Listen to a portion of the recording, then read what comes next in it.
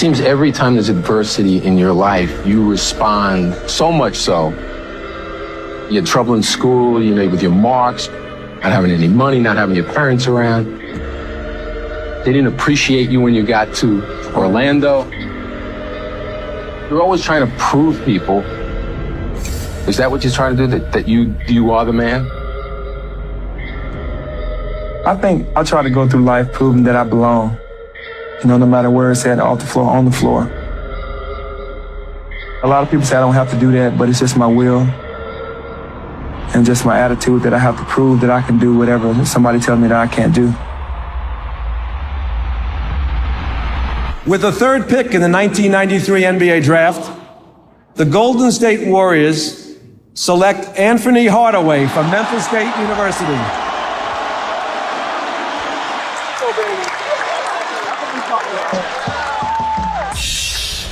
A wonderful moment for Anthony Hardaway. I'm not sure. I don't know if the league really knew what they were getting when they got Penny. 100 pounds from Memphis State. He was something new.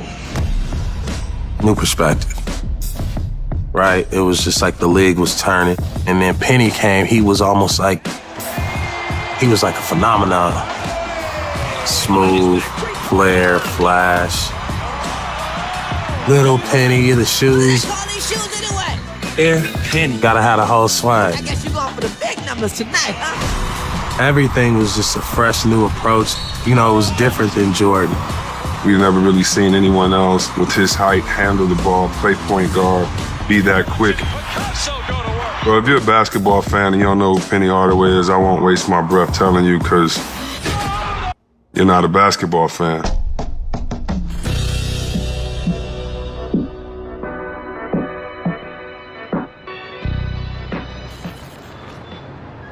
Binghamton is definitely not the suburbs.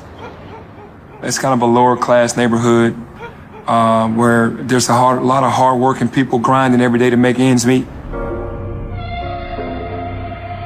They made me who I am. The city of Memphis made me who I am. When you grow up in the neighborhood, anyone will tell you have so many different challenges. It's a grit grind here. You earn everything you have, and it's not a glamorous city. People have always been together. They go to church together. They stick together. This area, very, very unusual area. The people here will look out for one another throughout their existence in Binghamton. But all neighborhoods have some negative things about them. And you would probably not be truthful if you said that they don't exist. They do exist. You get what you get when you out here. Everybody got the same goal to make it out. Everybody trying to make it somewhere. Even from the little kids. These little kids out here trying to grind too. I love my neighborhood. Nobody can never tell me nothing wrong about it. I'm proud to be here. It's a family. I was 5 years old when my mom dropped me off at my grandmother's. She wasn't easy to live with. She was very strict, but the strictness came out of love. I take everything that I know about being respectful, working hard. I learned that from my grandmother. My grandmother had gotten me a basketball, probably like 6 years old, and I just started dribbling it and fell in love with it. It saved my life. Because there was so much negatives that I could have gotten into. That's what you have in the neighborhood all day long. Playing sports or being in the game. That was it. I felt like I had to lock in because if I slipped a little bit, it could have meant that I could have gotten killed, I could have gone to jail. He had enough smarts to know that that wasn't his destiny. But one of the things that I appreciate about Penny is that not only did he stay clear of them, but he also pulled other people away from those negative areas also.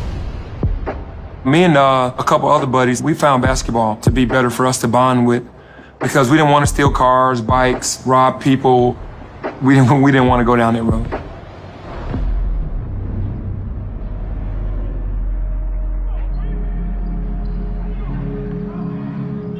It's my personal opinion that if you give kids opportunities, if you provide them with encouragement, opportunities to be mentored, quality schools and good teachers,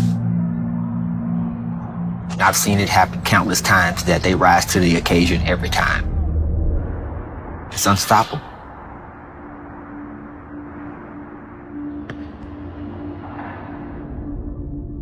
I knew at 12 I had the gift to play really well and that I had the opportunity to make it to the NBA. I could put people in place and then maneuver with my eyes what I thought those players were doing while I was making my moves. The cuts, what move I needed to make to get around this guy. For reading the defense, was he gonna help or not help? And then when I went into play, it just came natural for me to see those same things. We got in the 9th grade. I was a senior in high school. You know, we just worked together and helped us win a lot of games. Senior, number 25, Anthony Hardaway. Man, you could spot him out of 100 people and know he was going to be great. The way he moved around the court, the decisions he made, and realized this guy has something very special. When he left here and went to the University of Memphis, I knew it was just a matter of time. This is really where you like to see Hardaway get involved. Thank you.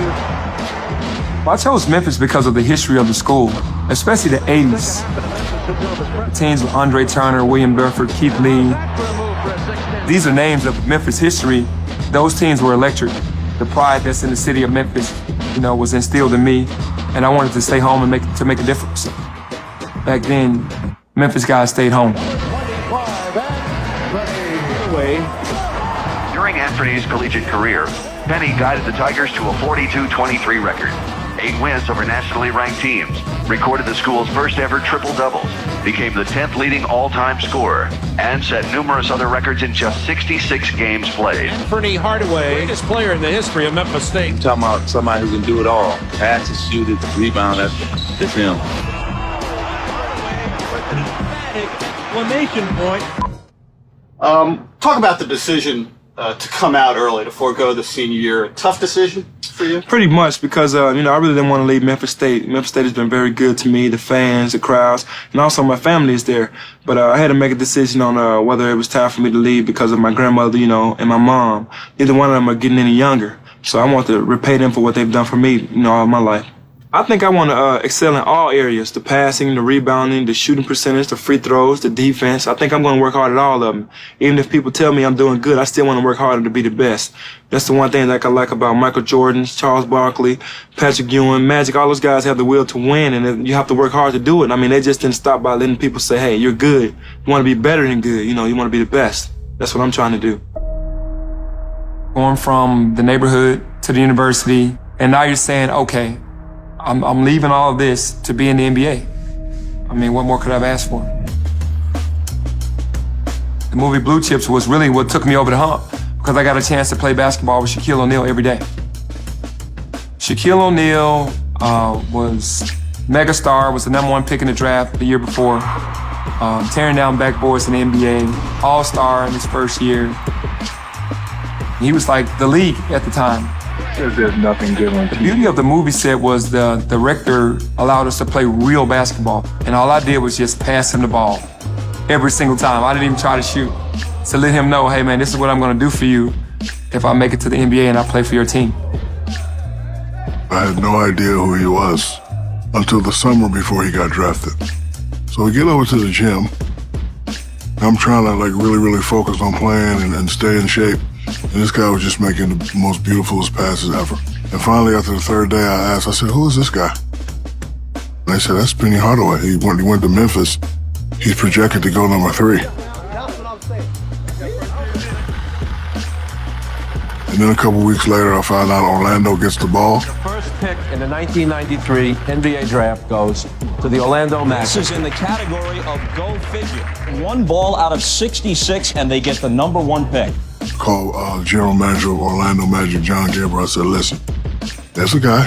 His name is Penny Hardaway. I'm thinking young Magic Johnson, young Kareem Abdul-Jabbar. You got to get this guy, Penny Hardaway. And he gave me I don't know, boom, boom, boom. And then finally I said, hey, you don't get me what I want. When my deal is up, I'm going to be looking to do other stuff. Draft day, I'm hearing the rumblings of there's going to be a trade, maybe.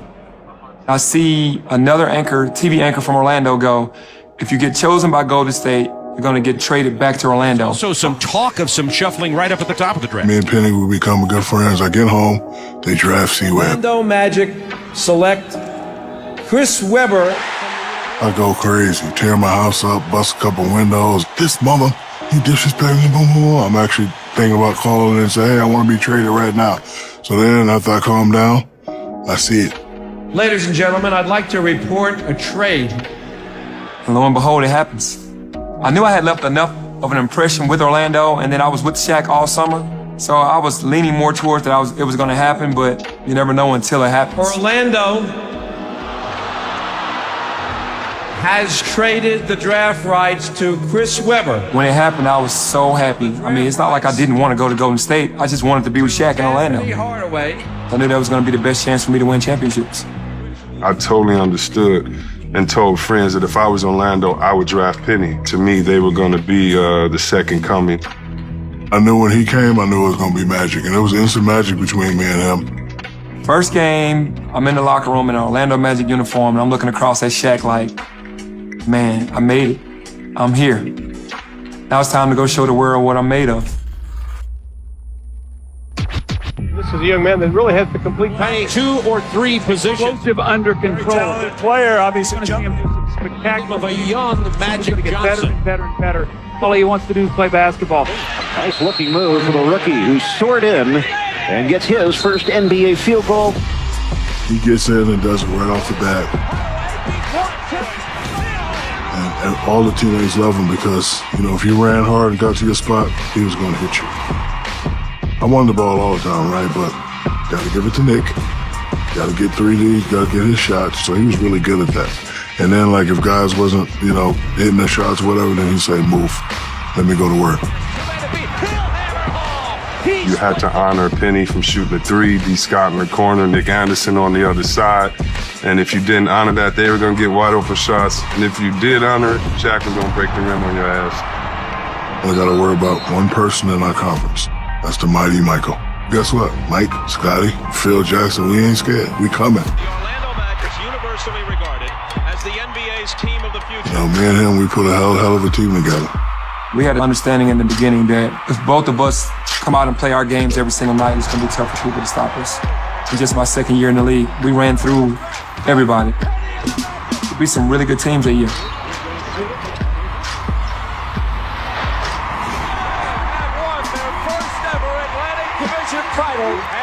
The home court advantage throughout the Eastern Conference. Boston Celtics, we felt like that was a series we should have won. To win in that building 2 times in a row, that's history.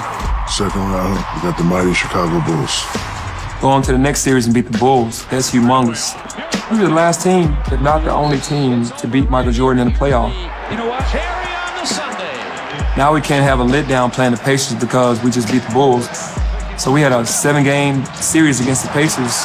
Made it tougher on ourselves than we should have and ended up winning and blowing them out in Game 7. Get all the way to the finals.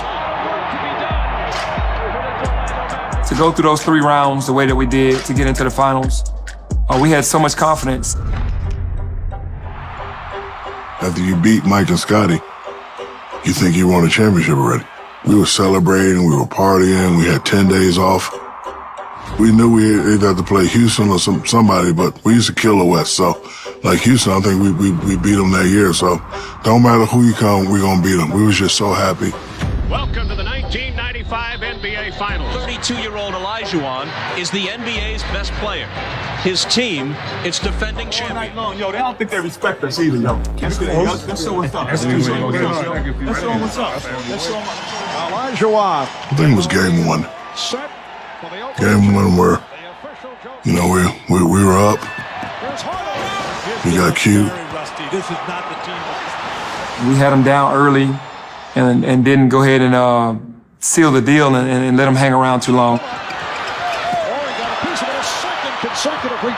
They came back.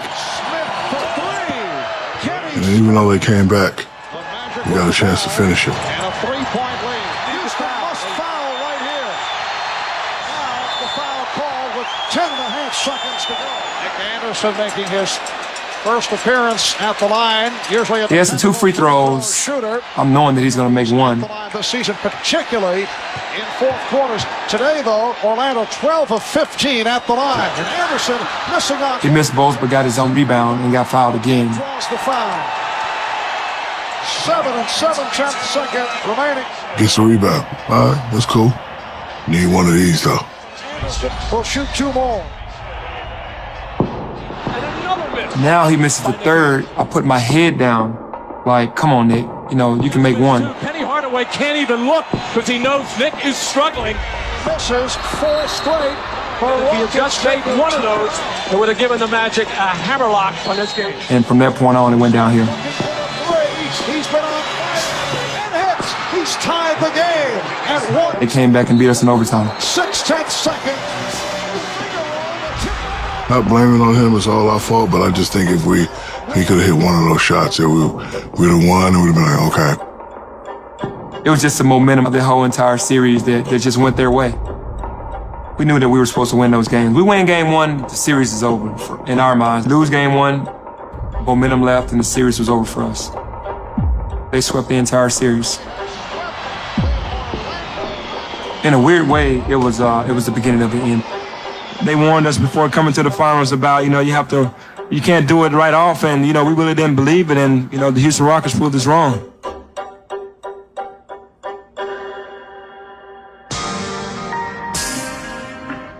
We're back the next season, numbers are good. I think the first part of the year I led the NBA in scoring. Shaq was injured, and I kind of just took over the game. Hardaway, who has been the man in the absence, shows you why. So many different companies calling on a daily basis, hey, we want Penny to endorse our product, and doing all-star games and being first team All-NBA. Man, that was a dream. That was like a really good ride. It was just an amazing feeling for me to be the guy in the NBA at that time. Had the Little Penny commercials rolling. I had my own sneaker. You're the best player in the NBA. I mean, those spin moves and the dunks. Oh, 2 places I had to go outside and do some Tai Chi just to calm myself Man, you weren't having a party. I was on pretty much every commercial that you turn the channel, my commercial was on. And that's a fact. I'm just living a dream. Now, the media is making me the guy over Shaq. Trying to kind of put us against each other. Now you got 2 stars in a small town. And I love Little Penny, but, I wanted to mess with him because we were just to mess with him. So one Super Bowl spot, I was doing a Reebok ad. This is my planet. You got room for a brother on your planet. And I don't think he liked that. He didn't talk to me for about 2 weeks. I think in '96, that's when it really started to hit hard. Some disharmony, possibly. Shaquille O'Neal, Penny Hardaway. There is some jealousy and some competition over endorsement. What is your gut telling you about Shaquille O'Neal and whether to stay in Orlando or go to the West? Orlando has come out and said, we are only going to offer X amount of dollars. Can someone else, mainly out on the West Coast, can they answer and pay the young man more? Who knows, Ernie? That's a tough call. I think our only problem around contract time was miscommunication. We were close, never had an argument, never had a fight. It's just that when I was renegotiating, I felt that, he didn't stick up for me the way I stuck up for him. So when it was time for me to get my new money, nobody was around. So I was like, okay, it's time for me to do something different. At the Olympics in Atlanta, one of the media guys asked me, how does it feel not to have Shaq as a teammate anymore? And I thought he asked the question wrong. And I was like, well, if that happens, that would be devastating. Place in Atlanta. But he had already signed with the Lakers. Expected to announce that he has signed a 7-year, $120 million contract to join the LA Lakers. When you're young and you got a whole bunch of stuff going on, you got a whole bunch of money coming in, when you have that power, it's 2 things you can do. You can listen to people or you could make your own decisions. And so at that time, I was doing what I wanted to do and I was doing it my way and I wasn't listening to anybody. If you have any questions, I'm here. That summer, man, I was like, wow, it's over in Orlando. You lose a guy of that magnitude, too hard to come back from that. It was a challenge that I accepted. It wasn't like I was saying, hey, man, I'm going to quit. I went out there and gave it my all. Are you set up for the future, though? I think we are. Hopefully we won't have any injuries. I pray to God we won't, but you never know. What has transpired, Jack, as we take a look. Penny Hardaway hobbles over toward that Magic bench. He may have banged his knee. Well, you're going to see Penny Hardaway maybe get a knee to the back of the thigh right there. I went up for a rebound, and he slammed right into the back of my knee. It's the worst pain. He hit me perfectly right as I was about to extend the jump. It's like he hit a bone in the back of my knee, and I never felt the same. I went into the summer with that injury. I said, you know what, I got to get my knee checked out. And I had a torn meniscus. And that's when everything started to go downhill. Unfortunately, in this game, our greatest kryptonite is injuries. Right now, it's day to day. Hurt my calf. I think when I left and he had to do a little bit more and put a lot of strain on his body. You know, he had to go on the post more, he had to bang more. It's the playoffs. The wrist will be taped today, but after the season is over... There's always a sense of, just fear. Fear of not knowing how much of the capacity you could get back. In Orlando, it got to a point where they just were fed up. They were like, you're faking injuries or you're staying injured too much. We're not going to give you the max contract. And I felt like I had earned it. I'll never forget Doc Rivers coming in and telling me, we're going to have to go around and sell people on liking me again. I didn't like that at all. And Phoenix was calling and saying, okay, we'll give you the max contract. And I chose Phoenix over Orlando. Go to Phoenix, have a great first year there, and I tear my meniscus again. But I just kept getting cortisone shots in my knee, and I played every game. Even if you could get a cortisone shot and play a game, after the game you can barely walk. It used to take me 15 minutes to get out of my car. Just straighten my left leg out.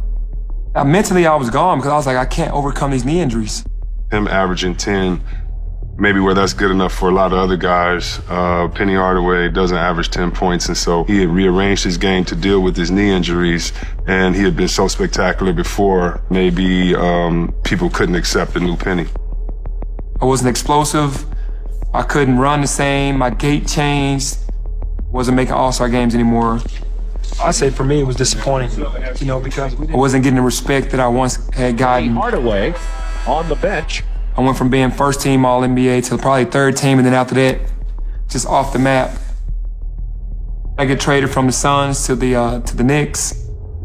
Try to salvage some type of career. Penny comes right across. That ankle just rolls over. Then went to the Miami Heat. Like a year later, made that team, made the starting lineup.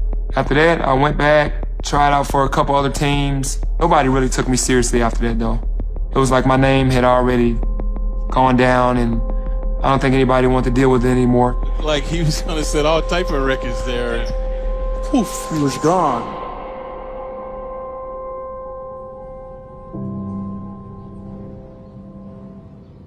Legacy means a lot. I didn't know how big the word legacy was until an older gentleman, his name is David Porter, started saying you need to lay a foundation to leave a legacy. Coming from the NBA, made millions of dollars, was first team All-NBA, dream team, Olympic gold medalist. One of my goals was definitely to win an NBA championship. I wanted that so badly that I never got. But that's just what, it was God's plan.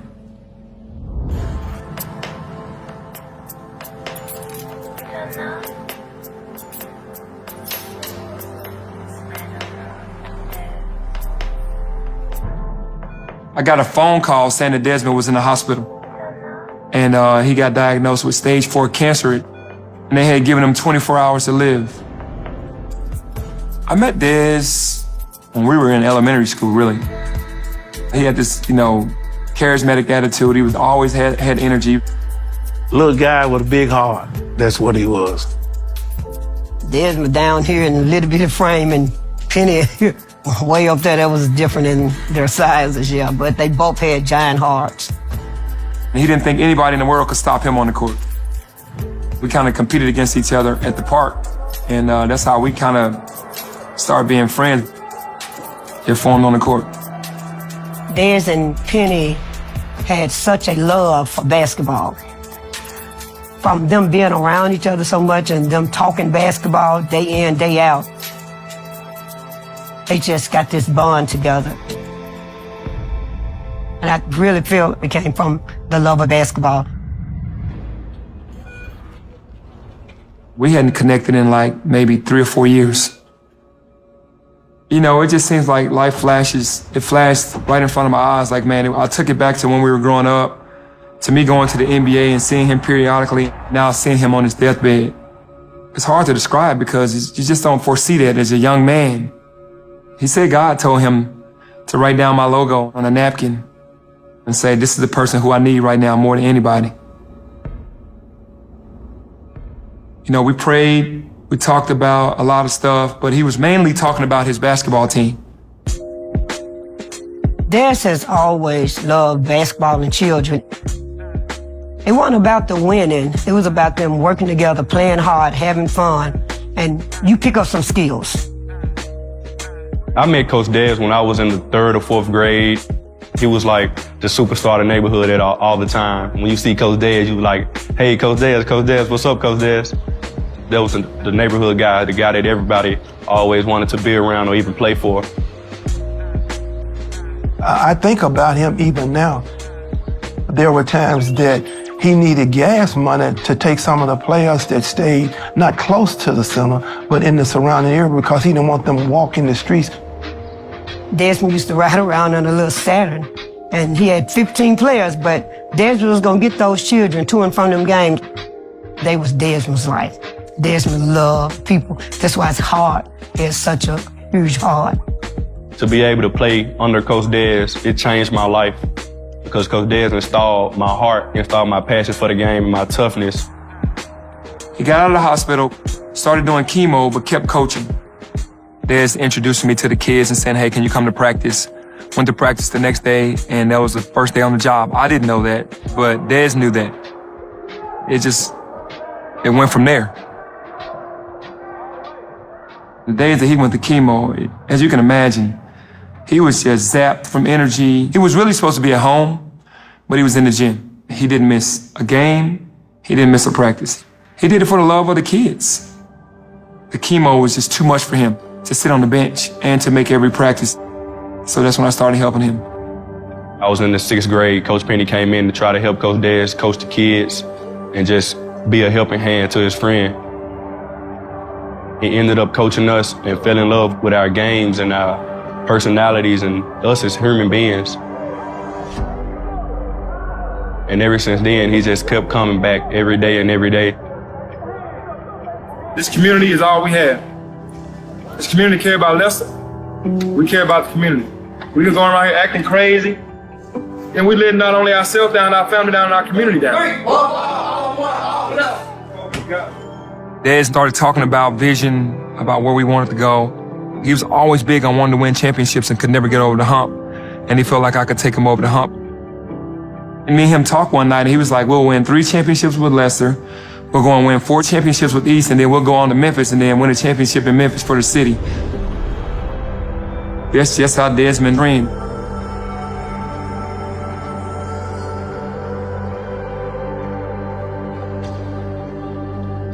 I think that Des is possibly the only one that could have pulled Penny out of the business sector into the coaching sector. And, once Penny found out that Desmond needed him, he had no problem in joining Desmond.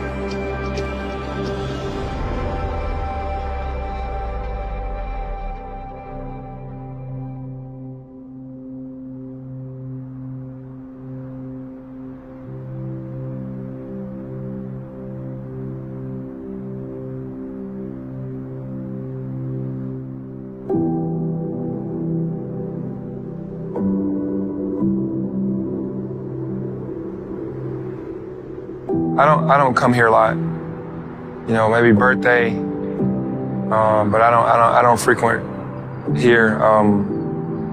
But I'm talking to Des all the time.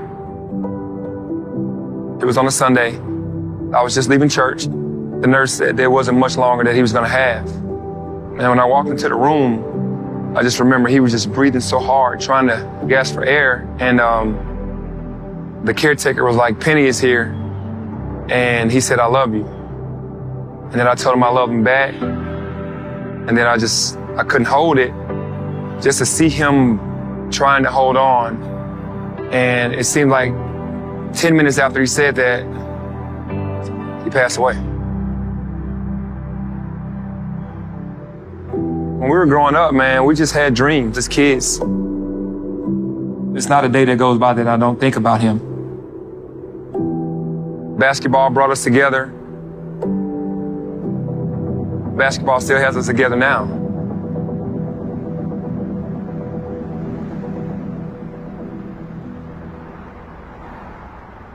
Dez and I invested so much into the community because we saw these little boys as being us. We walked through the neighborhood, we walked the same halls. They were faced with the same adversities that we were faced with, and we were just trying to give them an easier path. We wanted to do that because we felt like that's what was right. Trying to help them become better people, better students, better basketball players. Honestly, it felt great to have a person like him in my corner, and I know that's going to have my back. I came when he was in 6th grade, Alex Lomax. He was the one that gravitated towards us most, and we just kind of grabbed him under our wing. Coach Dez and Coach Penny made me who I am today, and I know for 100% fact, without them, I wouldn't even be as good of a basketball player or person as I am now. Dez still inspires me because I knew what his vision was. It was his legacy that he left behind of loving kids and giving back. It was his heart and passion that brought me back to the neighborhood to start doing this. And I'm just keeping it going. He was there for all the Lester championships, and he cried out to everyone because he was so joyous about wanting that for the neighborhood. After Dez passed, we won 2 championships with East. And we're on pace for a 3rd championship in a row.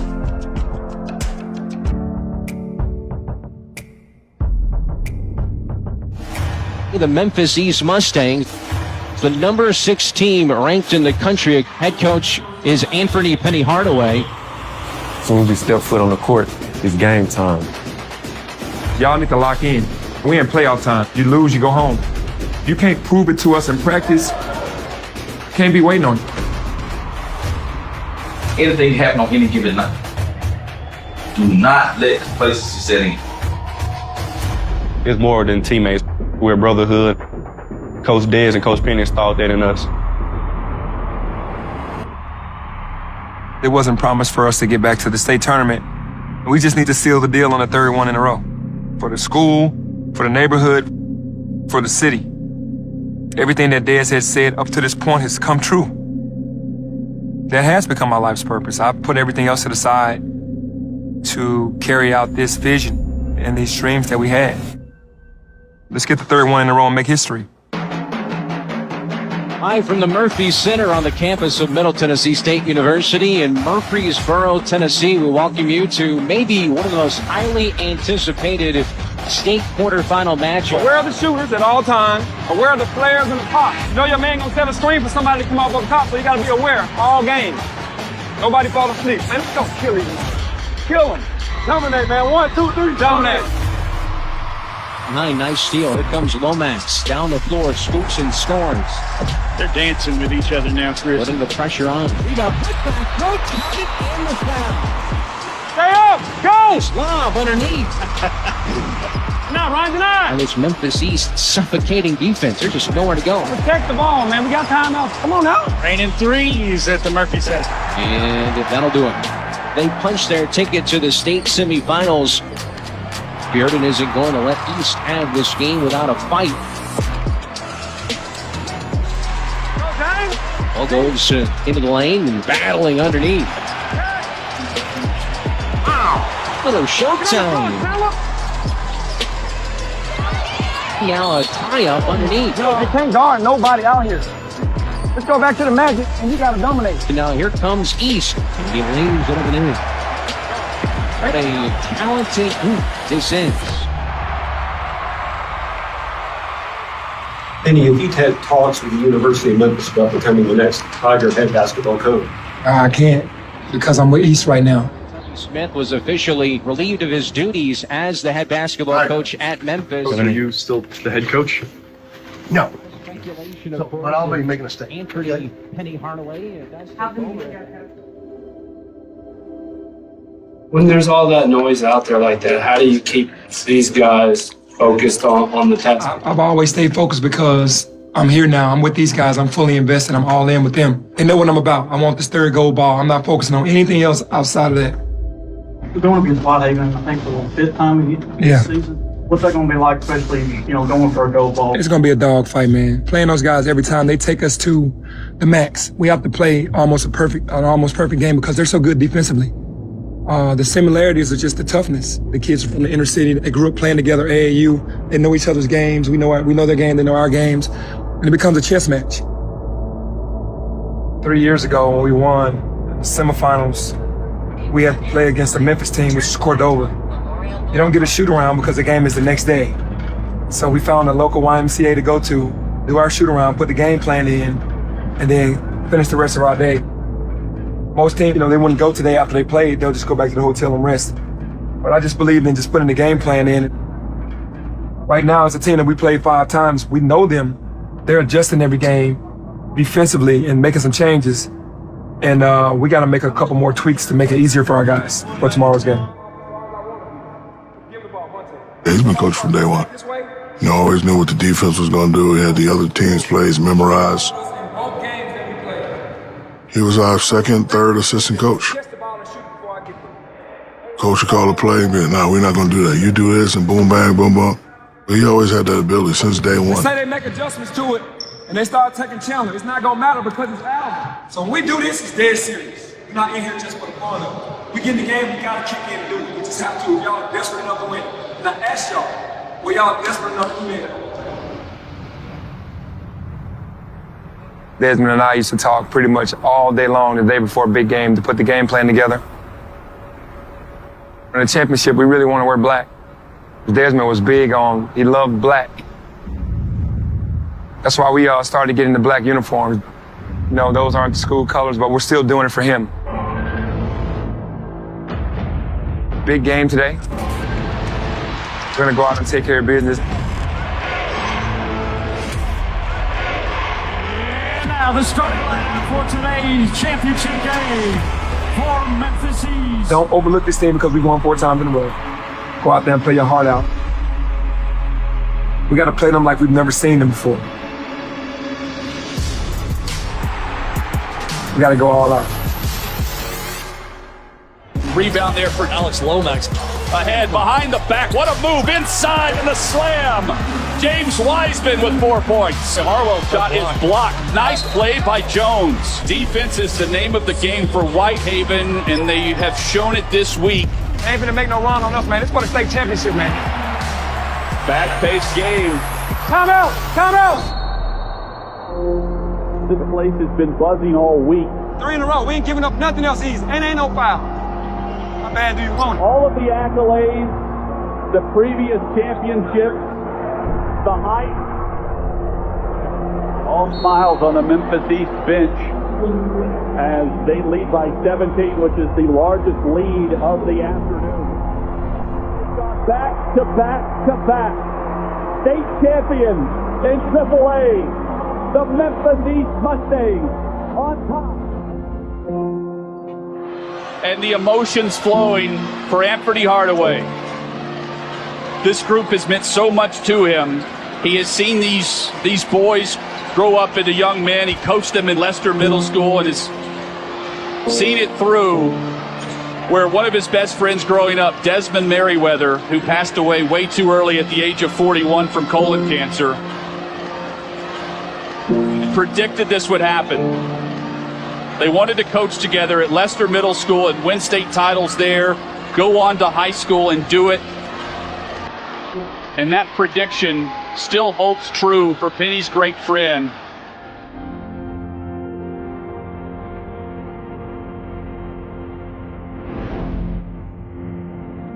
Being back in Binghamton is kind of like a double calling because you're doing something you love to do.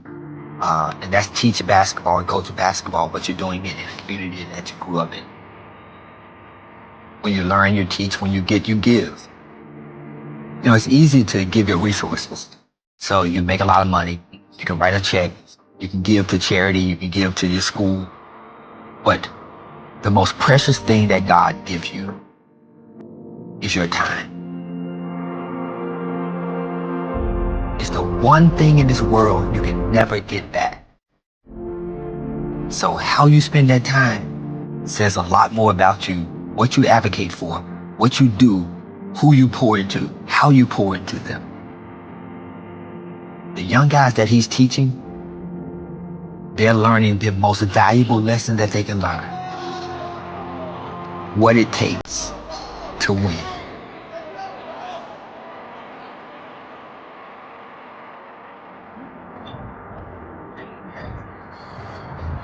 And of course, something that has been polarizing the city of Memphis over the last week, the head coaching situation at the University of Memphis. The top candidate to take his job is Penny Hardaway.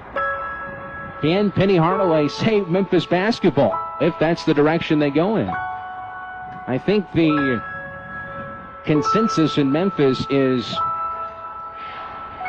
why not? Good morning. What a great day to be a Tiger.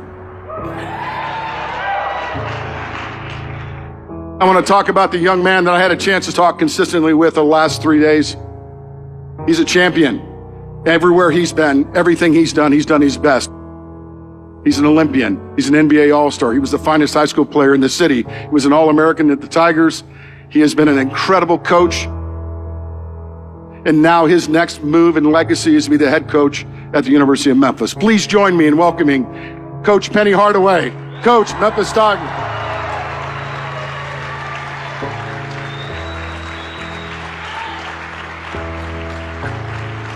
Good morning. This is an unbelievable day. I couldn't have dreamed anything any better. Just coming here today was just amazing, just to ride, just to enjoy the journey, coming here to start with something special. It's really great looking out in the crowd and seeing all the familiar faces from when I played. It's a family reunion. So we're back to being family. I want to see the Memphis flags waving on the cars. I want to see the t-shirts going again, the hats going again like the old school days, and that's where we want to take it back to. We're going to get after it. And I know that's what we love. We're going to play hard-nosed basketball. Losing is not an option in my mind. It's not. I'm not just coming here to be a face. I'm coming here to make a difference.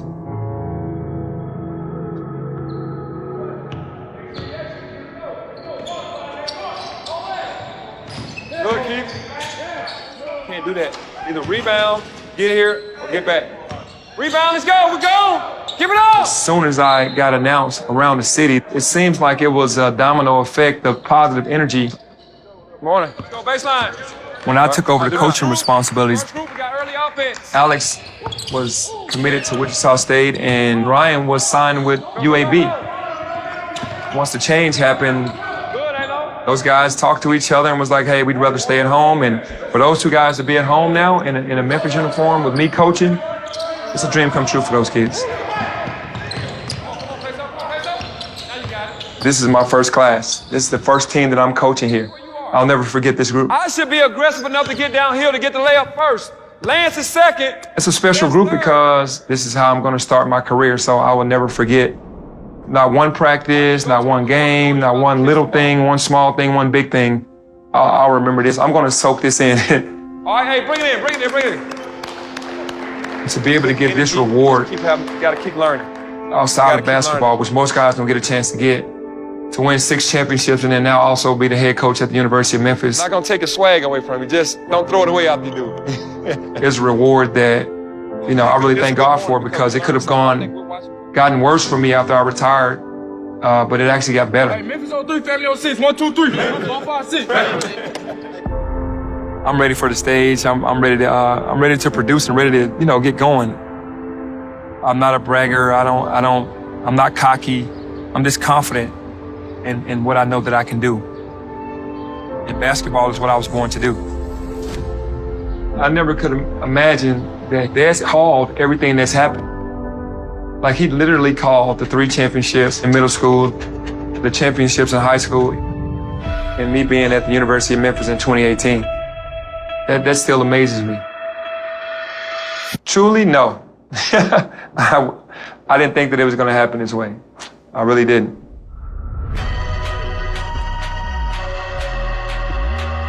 You never know what God has planned for you. I didn't know that this was planned for me, but it's been a beautiful ride. Watching Penny grow up, I'm tremendously proud of all of these iterations of his life. He's Memphis' son. To grow up through a city, then to come back to be the leader, bringing life full circle. To me, he's just doing what he's supposed to do. He's doing what God's told him to do, and that's go back and help those that were like you. Whether you're just a friend of his or a family member or somebody that needs to be picked up, he's always willing to give you the assist. That's who Penny is. I have a lot of love for him. He was the first guy to put me in position to be, Shaq's a hell of a player. Penny Hardaway, you owe me nothing. I owe you. I knew one day he would come back and do what he's doing right now. Penny is this neighborhood. If this neighborhood was a body, Penny would be the heart of it. That's what Penny has restored here. He has brought that heart back to the neighborhood. And so everybody feels like they're part of the body.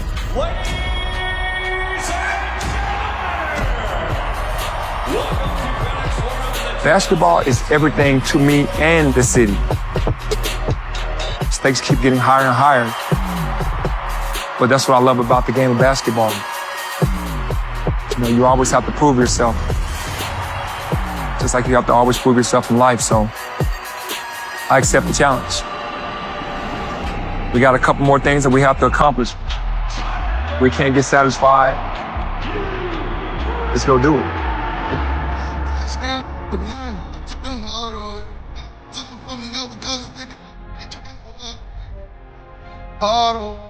I've known Penny since 6th grade.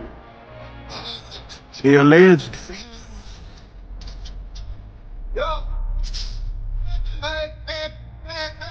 Just great having somebody like him around. Changed a lot of lives. He changed my life for sure. Everybody look up to him around the city. We want all of us to make it.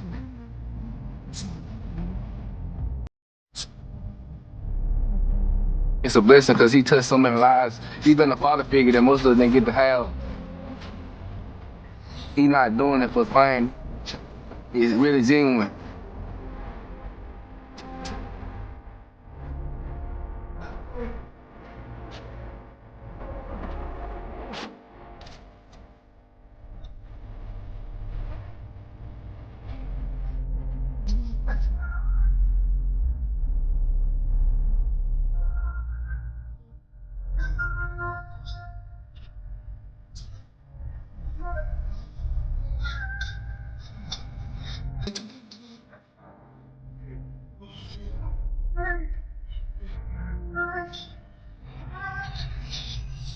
If I had one opportunity to thank Penny, I just thank for everything he has done for us and always been there for us, never leaving our side. I thank Penny what type of person made me on the court and off the court. I say thank you for being there through the tough struggles, and thank you for being a father figure in our life. Yeah, definitely. Real? Real.